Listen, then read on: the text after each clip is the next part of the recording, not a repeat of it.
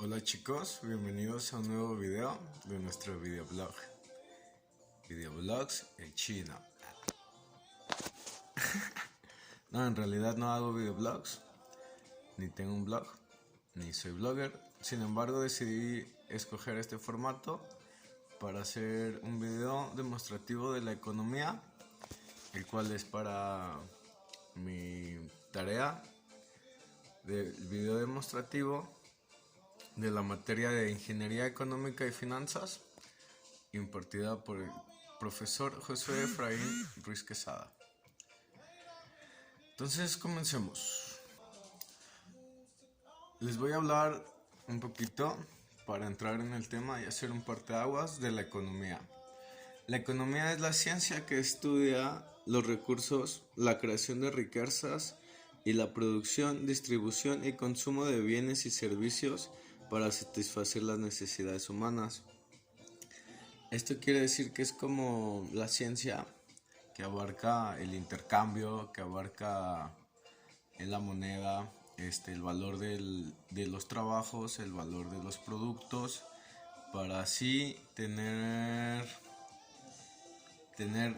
bienes, servicios en una sociedad y tenerlos de manera equilibrada y balanceada.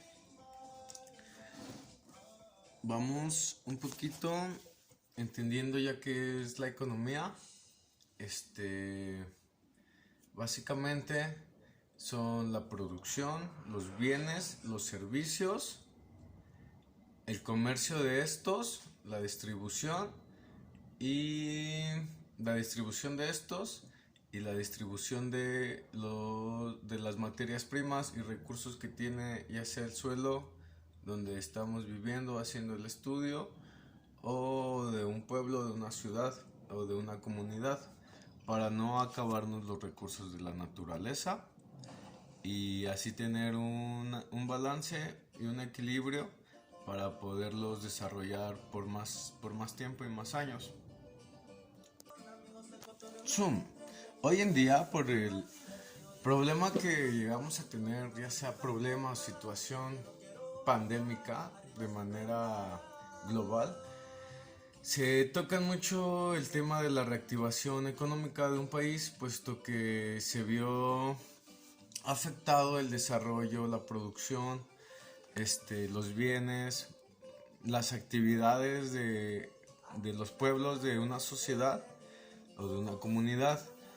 Esto quiere decir, básicamente, los planes de reactivación económica siempre se centran en préstamos, en créditos impartidos por el gobierno o fundaciones las cuales no les fue afectada, pero también se ven beneficiados en un futuro con estos préstamos, con esta reactivación o esta ayuda económica. Esto es para poner en marcha el desarrollo económico de un país, como por ejemplo ponerle gasolina a un carro, así de simple, y aire a las llantas, no sé, después de tenerlo un bastante tiempo detenido. Esto es un problema muy serio, puesto que los programas de reactivación económica no son suficientes, ni hay suficiente dinero para activar el desarrollo que estábamos viendo antes de la pandemia. Se estima que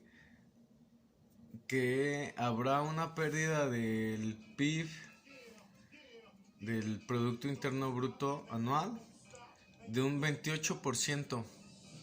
De un 28%, casi 29%, dado cada mes en el que sigue la pandemia. Esto es un poquito para dar como una explicación de lo que son los programas de reactivación económica. Tenemos un ejemplo de reactivación económica en el estado de Guanajuato, el cual el gobernador dirigente del partido del PRD, Ángel Ávila Romero, exigió al gobierno federal implementar un plan de reactivación económica y que otorga apoyo inmediato a las micro, pequeñas y medianas empresas. Este programa ya se había implementado, sin embargo no era suficiente. Y es lo que hace el gobernador, que les pide al gobierno que lo amplíen más para las pequeñas y medianas empresas, puesto que le ayudan más casi siempre a los que tienen más dinero y más poder. Entonces es como pedir el apoyo que todos merecen. Asimismo, Guanajuato tiene su versión de semáforo. Es paralela a la Subsecretaría de Promoción de Salud, que es la famosa que vemos con Gatell. La versión de Guanajuato aterriza el manejo local de la contingencia sanitaria, que se estará actualizando semanalmente conforme al avance o disminuya la actividad, y consta de 4 fases divididas en 2 grupos. La primera es rojo, en la que se encuentran actualmente Guanajuato, que se permitirá el regreso a las actividades del sector calzado, vestido y confección, proveeduría, restaurantes, hoteles y plazas comerciales, todos al 30% de su capacidad. Esto es como que Guanajuato hizo su propio plan, distinto al de la Secretaría de Salud, pero ellos lo están implementando conforme a sus cifras de contagiados. Esto pues en parte es muy bueno, sin embargo vemos que el dirigente del PRD dice que no es suficiente. Podemos ver otro ejemplo de reactivación económica, el cual no es eficiente y parece que es deficiente, que es aquí en el estado en el que estamos, de Jalisco, en el cual estamos radicando, grabando este video en vivo. No en vivo, porque cuando lo vean va a estar grabado, pero en este momento sí es en vivo. Plan Jalisco para la reactivación económica. Nos metimos a su sitio web. Ok. Y lo podemos ver como Plan Jalisco para la reactivación económica. ¿Dónde estás? Aquí estás. Lo pueden ver, aquí dice. Entonces vamos para abajo, le damos clic y, a sorpresa, le damos la bienvenida al Sistema Integral para la Reactivación Económica, SIRA. Entonces no te informan ni de qué trata el plan, ni cuáles son sus principios, ni qué es lo que necesitas para que te lo den. Sin embargo, te piden tu RFC y tu contraseña. Esto nosotros no lo vamos a poner por cuestiones de informática, de información, pero ya lo hicimos y nos manda a esta página.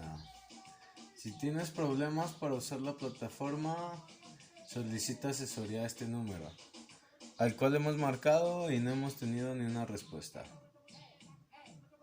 Entonces, para descargar la guía en PDF, también te lo piden y sin embargo no aparece nada. Este es el plan de reactivación económica de Jalisco. Es un poquito para que entiendan de lo que trata. Esto, pues quisiéramos saber de qué trataba, pero no se pudo. Ahora, ¿cómo desarrollar economía de manera nueva en estas circunstancias, en esta situación de pandemia, en esta situación de crisis económica? Es muy difícil, claro. Sin embargo, se puede. Al encontrar desventajas, no sé, oportunidades de desarrollo, como se vio en la creación de mascarillas y fabricación de más cubrebocas, es una manera de desarrollar un nuevo plan económico. no sé, un emprendurismo, venga, para emprender algo y poner en marcha el motor de la economía, ya sea local, de tu casa, de tu familia, del estado donde vivas o de la misma ciudad.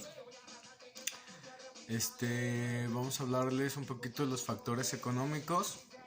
Estos son las actividades que tienden a incrementar la capacidad productiva de bienes y servicios de una economía para satisfacer las necesidades socialmente humanas.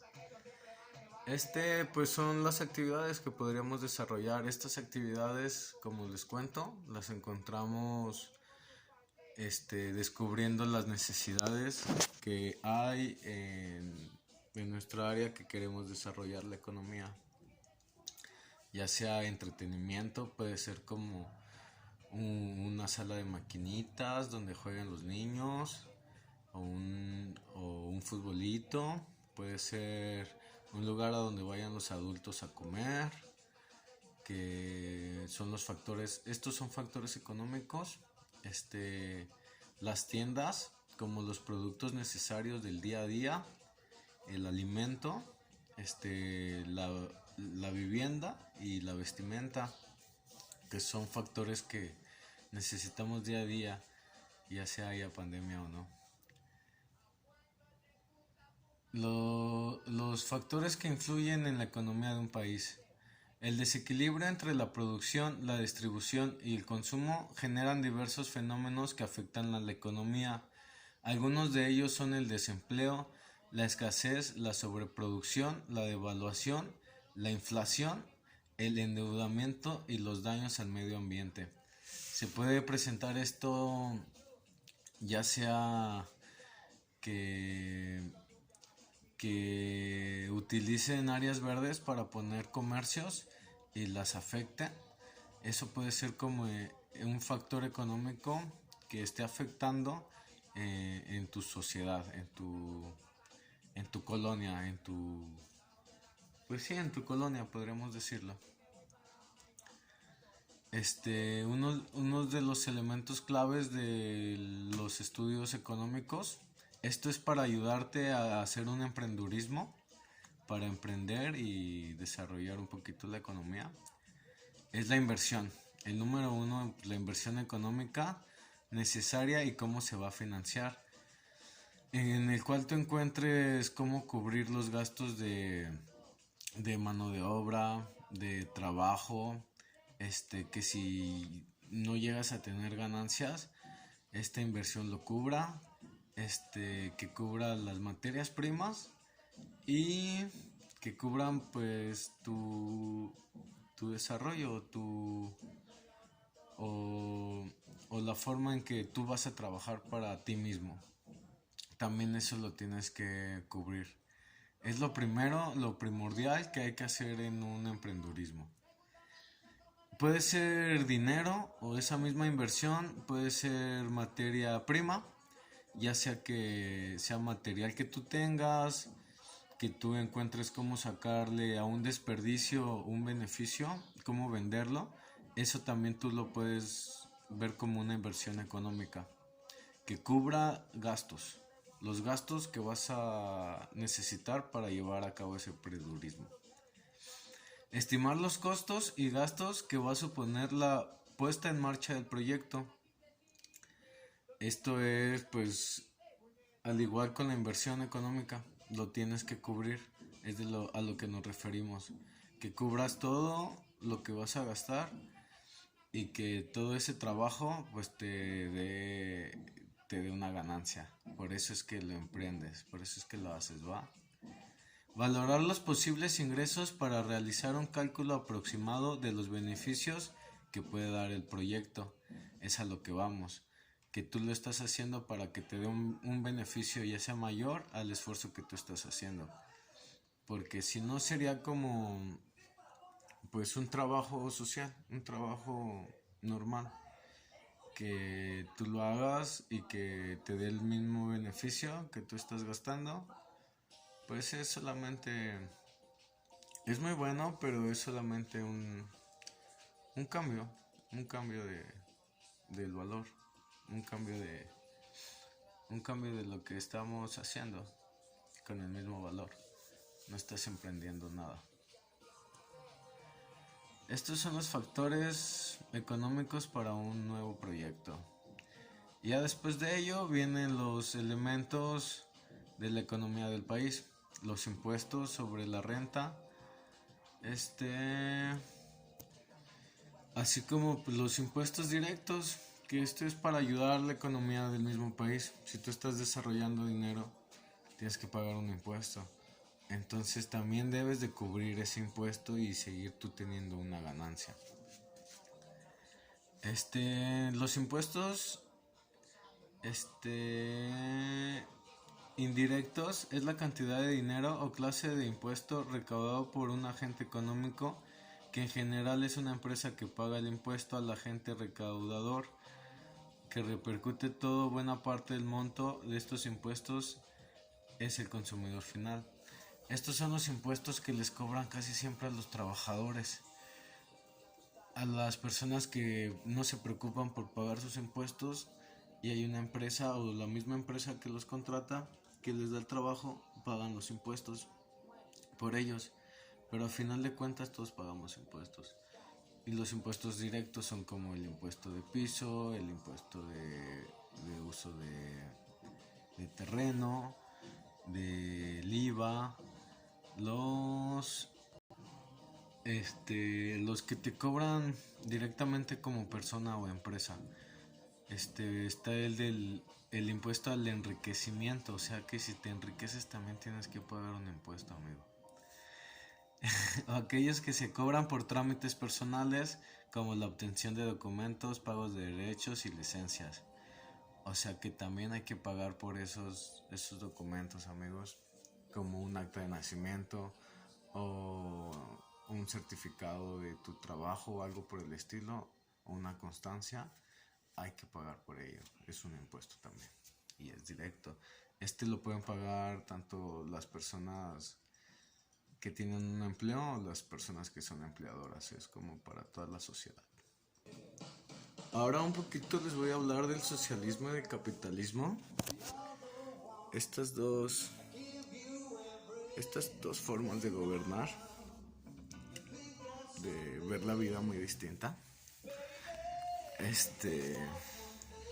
Puesto que también lo vemos en la materia, también es muy importante conocerlo, porque no es lo mismo emprender en un sistema socialista que en un sistema capitalista.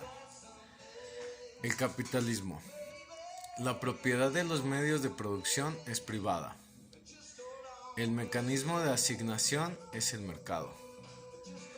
Los principales factores de producción es el capital, y las clases sociales son según el poder económico. Es la más común que vemos, el capitalismo, en todos los países. Propiedad de los medios de producción.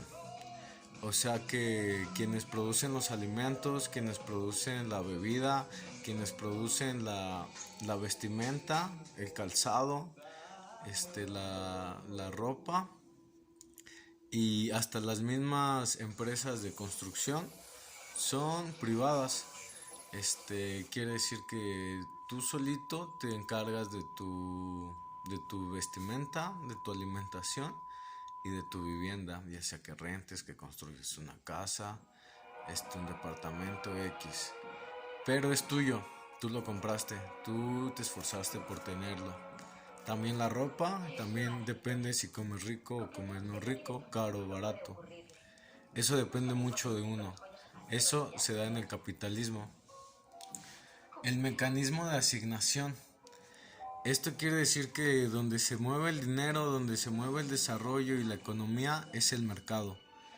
Que en el mercado de las cosas, de los productos, en el intercambio de estos, es el mecanismo de asignación del país. Es como su motor. Es el mercado donde se hace todo esto. Es como su gasolina.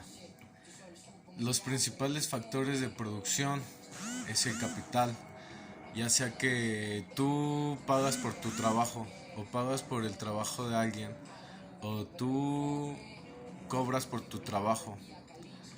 Esto es el capital, que todo lo puedes comprar con dinero. Es como un ejemplo, los principales factores de producción. Las clases sociales pues se dan conforme el poder económico: clase alta, media y baja, A, C y D, A, B, C, C, D. Pues podríamos decir que pobres, ricos y no pobres y no ricos, clase media. Esto se da en el capitalismo y todos somos libres como de desarrollar un capital. En el socialismo es muchísimo, muy distinto. La propiedad de los medios de producción es social. Entonces, esto quiere decir que toda la sociedad debe de producir los alimentos, la leche, la vestimenta y la vivienda. Esto quiere decir que el mismo Estado es el encargado de construir unidades habitacionales. Esto se puede ver como en Cuba y lo que unos años atrás fue en Rusia. El mismo Estado construía las casas donde debían de vivir las personas y se los otorgaban, pero también estas personas debían de tener un trabajo que fuera del Estado, ya sea en el área de producción de alimenticia, de vivienda o de vestimenta. Los principales factores de producción es el trabajo. Aquí ya no es el capital, y aquí la moneda de cambio es el trabajo, por así decirlo. Y no hay clases sociales, todos son iguales. Hemos visto por los años, por la historia del planeta, que pues sí es bueno. Sin embargo, el socialismo siempre fue como centradas las riquezas para quienes eran los líderes que llevaban a cabo el socialismo. Como un ejemplo, en Cuba, Fidel Castro, él sí podía tener lujos y tomar excesos y tener mujeres, y su pueblo tenía que ser socialista, todos tenían que tener lo mismo, todos tenían pues derecho a cierta diversión, derecho a cierto trabajo y a cierta libertad. Entonces ya queda en uno saber cuál es el bueno o el correcto.